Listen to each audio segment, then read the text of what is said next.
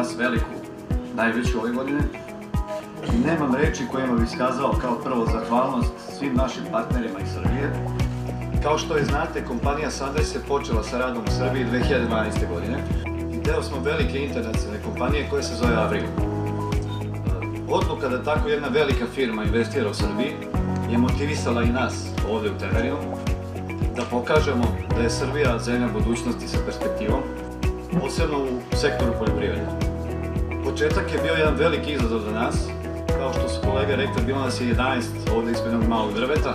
Krenuli smo od nule sa jasnim ciljem i željom da napredujemo, da se unapređujemo i u krajnjem slučaju da ostvarujemo ovo naše tržište. Za kratko vreme utrostručili smo broj radnika, imamo godišnji rast od preko 30%. Fokus naše proizvodnje su proizvodi za preživare i svinje i po tome su već poznati na tržištu Srbije. Ono što je meni lično, a i svima nama danas je najbitnije, naši partneri su farmeri. Eno ih imamo više stotina.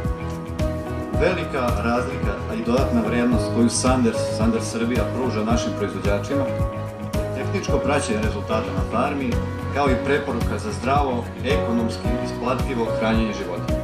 Takođe, hteo bih da naglasim da se sve sirovine analiziraju kako lokalno, tako i u našoj laboratoriji u Francuskoj.